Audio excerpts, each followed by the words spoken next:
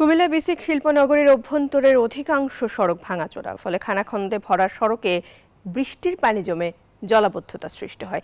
একটু বৃষ্টি হলে পানি উপচে সড়কে চলে আসে, এতে পণ্যবাহী যানবাহন চলাচল ব্যাহত হচ্ছে। এ বিষয়ে বিস্তারিত জানাতে আমাদের সাথে সরাসরি যুক্ত হচ্ছেন সহকর্মী হুমায়ুন কবির। জীবন, এখনো কি জলাবদ্ধতা রয়েছে কিনা?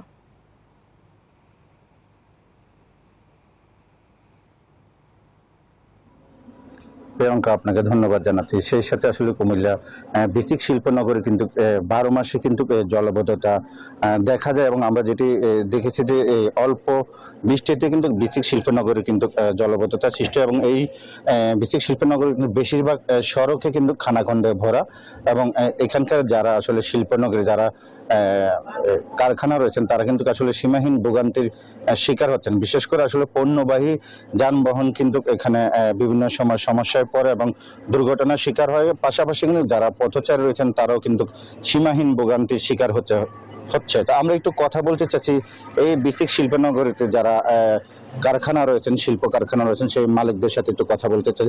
আপনাদের এই সড়কগুলো তো প্রায় জলাবদ্ধতা সৃষ্টি হয়, আসলে আপনারা কি চাচ্ছেন? ধন্যবাদ আপনাকে হুমায়ুন কবির জীবন। এটা কুমিল্লা ঐতিহ্যবাহী শিল্পনগরী। অলমোস্ট 60 বছর থেকে এখানে শিল্প প্রতিষ্ঠান চালিয়ে আসতেছে আমাদের পূর্বপুরুষরা থেকে। তো এখানে যেটা হচ্ছে, এখন একটু বৃষ্টিতে বা বৃষ্টি না হলেও সবসময় এই রাস্তার উপরে সবসময় পানি জমে থাকে। তো যার কারণে সমস্যা হচ্ছে যে এই শিল্প প্রতিষ্ঠান যার মাধ্যমে আমাদের কুমিল্লার অর্থনীতির চাকা অনেকটা ভূমিকা রাখছে, কিন্তু এখানে আমরা অবহেলিত।